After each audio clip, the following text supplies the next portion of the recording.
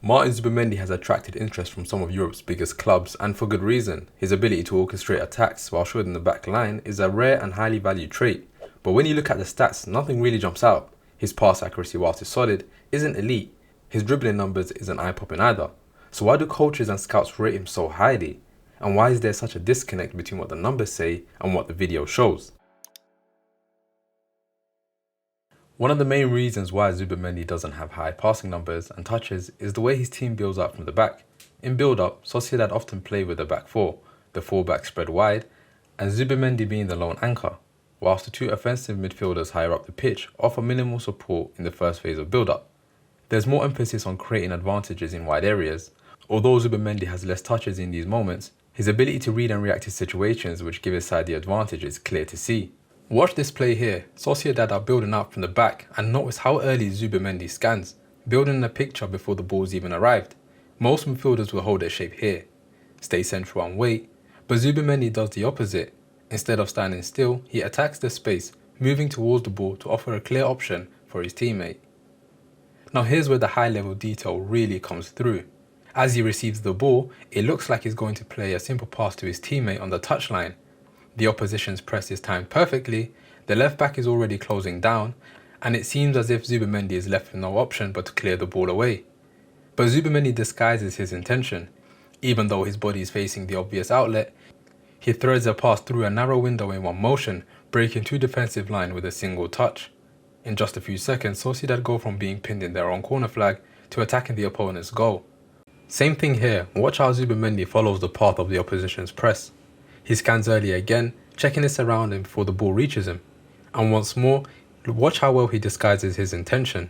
He doesn't shape his body towards the obvious passing target.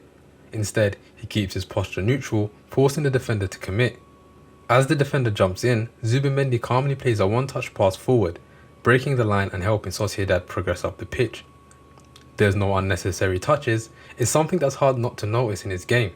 He makes his decision on what to do before the ball's even arrived. It's no wonder why so many top-level coaches have made it their mission to sign Zubimendi. His ability to orchestrate attacks whilst being secure on the ball is a rare combination for a midfielder. Xabi Alonso, who coached Zubimendi, said, "Martin's a player all coaches would want. He's generous. He always thinks more about his teammates than himself. He has the ability to generate play, to make those around him better, always offering solutions to improve the move. He understands what the next step is before the ball gets to him. He has the ability to organise the axis. I loved working with him." As I mentioned earlier, Sociedad's structure in possession often leaves Zubimendi isolated, and that can lead to erratic plays and even costly turnovers from his part. In this play, you see Sociedad in their typical build-up shape. The opposition are pressing in an aggressive 4-4-2. As Zubimendi is getting ready to receive the ball, he's swarmed by yellow shirts. He takes an extra touch, thinking he has more time than he actually does, and it leads to him miscontrolling the ball. Fortunately, the opposition don't capitalise on it, but in truth it's less about Zubimendi's quality and more about the lack of support around him in build-up. You might wonder whether he struggled in the Premier League, especially with teams pressing harder, faster and more intelligently, but I think the answer is no. And the reason being is his composure under pressure. His close control and dribbling in tight spaces is really good.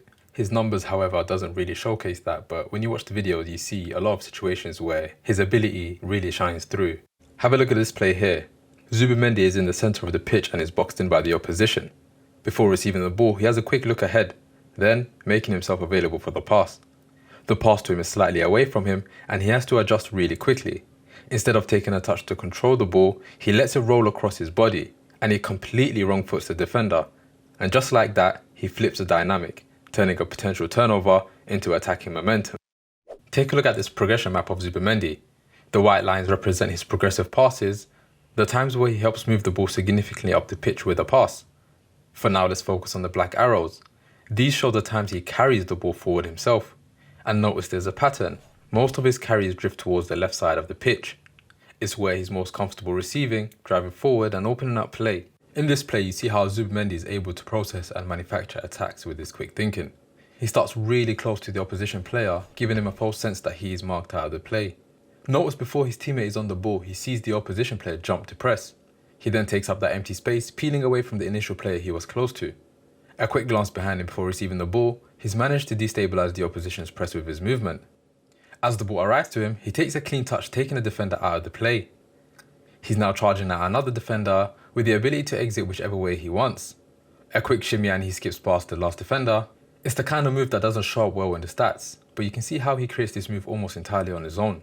From his quick thinking, ability to read and react, to his execution as well. Of course, there are times where he tries to skip by a player and it doesn't come off, but generally speaking, he isn't a player who's dispossessed whilst dribbling. He has a high take-on success rate of 66.7%. The problem, however, is he doesn't have high volume, attempting only 0.83 take-ons per game, which is in the bottom 30th percentile amongst midfielders. From watching him, you get a sense he's capable of doing more on the offensive end. There's clear potential to go up another level. Maybe with more protection and freedom in a different system, he'd be able to showcase it more often. The big question is, if that volume increased in these areas, would the errors follow? Zubimendi isn't a player who's limited in the final third. He has a knack for playing defence-splitting passes between the centre-half and fullback, which is so difficult to stop. He's almost mastered the ability to zip passes through the smallest windows into his teammates' feet. He has a lot of variation in his passing, with the ability to dinking it over the top from either side, or zipping it across the ground. Have a look at this play here. He drives forward from the left-hand side, using the outside of his boot to keep control of the ball, whilst also keeping his head up looking for runners. As soon as he sees the defender square his shoulders, he slips in his teammate with a lovely pass in behind. His composure in these scenarios is outstanding, and is something that's not common amongst midfielders that play his role. He's an ambitious passer, not afraid to use his weaker left foot. That probably explains his relatively lower pass percentage compared to a lot of other holding midfielders. This map gives us a clearer picture on how Zubimendi operates in the penalty area. There's a pattern here that we mentioned earlier. A lot of his passes into the box come from the left half space, aimed between the fullback and centre back. These are passes that cause a lot of panic. Across the season, Zubimendi's completed nearly 77% of his passes into the penalty area. That kind of precision is highly beneficial in unbalancing the structure in front of him. It's not only with his passes that he causes a lot of damage, but also the ability to carry the ball. And when that pass or carry from that angle isn't on, well, he doesn't force it. You'll often see him open up his body and calmly switch play to the opposite flank. It's that blend of composure and quick thinking in recognising where the pressure is and where the space is that makes his decision making and execution in the final third so valuable. In terms of his defensive role, Zubimendi is tasked with protecting the back line, and he does it quite well. His ability to tackle whilst recovering the ball is impressive. Have a look at this play here. He gets low and leans into the defender, knocking him off balance before retrieving the ball. In the league, he's challenged dribblers and tackles 44 times, with a win percentage of just under 64%. These are respectable numbers, though nothing eye-popping statistically. But the in-game footage does show a lot of encouraging signs. He has good technique, speed and understanding on when to engage or when to back off. Sociedad are an aggressive team off the ball. They have variety in their defensive style. In high pressing situations, it's common to see them press in a 4-1-3-2 shape, looking to force the opposition into playing long balls. It's here we see the importance of Zubimendi's role. He's usually the one who's isolated in midfield. So when the opposition aim to beat the press with a long pass, he has to anticipate where it will be and deal with it well. What's really impressive with him in these scenarios is his ability to shift momentum once he's regained possession. He doesn't recycle the ball back, instead he's looking to start attacks as soon as.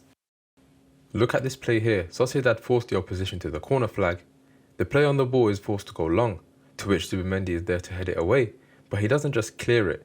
He plays a pinpoint pass to his teammate, and now Sociedad have a 3v2 advantage on goal. His heading ability is really impressive. With a strong 1.64 aerial duels won per game, his accuracy allows for his side to sustain pressure in these moments. He's one of the best in the air amongst midfielders in Europe's top 5 leagues.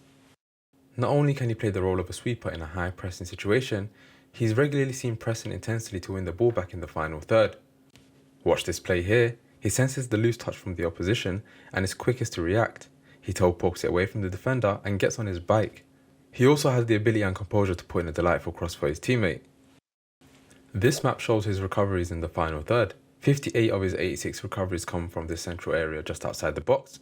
It's what's often known as Zone 14. It's where teams want to shoot from and can cause a lot of damage. His defensive style is about being in the right place once the first duel is over, and then he cleans up the play. Over the season, Zubimendi's recoveries in the final third led to 23 shots and an XG of 2.47. His anticipation is of a high level. Zubimendi has been heavily linked with Arsenal. Although the deal was not finalised, I wanted to have a look at how he'd potentially fit at Arsenal, and would it be a good move for both parties. What stood out to me when watching Sociedad was how similar they are to Arsenal out of possession. Both teams press really aggressively with high defensive lines. Sociedad's defensive line is measured at just under 43 metres, whereas Arsenal's are slightly higher at 44.7. I mentioned earlier how Sociedad press aggressively in a 4-1-3-2 usually, and Mikel Arteta's Arsenal side also press in a similar manner. Arsenal are amongst the best high pressing sides in Europe, with their aggression and timing regularly on point, although they are quite inefficient on what to do when they win the ball back. The Gunners have completed 335 turnovers last season in the league, only scoring 6 times.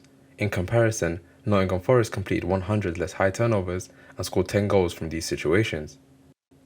It's where I think Zubimendi's forward thinking will come in handy. He's a player, as we mentioned, who regularly makes the correct decisions in these moments. Not often the player who plays the final pass, but he sets his team up to take advantage when the ball is won back. Now in possession is where I think things will be quite interesting. It's easy to assume Arteta will do a straight swap between Zubimendi and Partey, but I don't think that will be the case. I mentioned a lot what Zubimendi brings in a final third in this video, even with the limited freedom he's been given at Sociedad, because I think he has a lot to give on that end.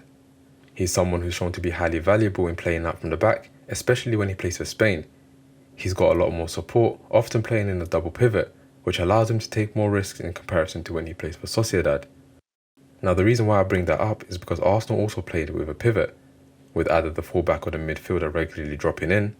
However, Arsenal are very imbalanced in possession, with almost all their attacks happening on the right flank.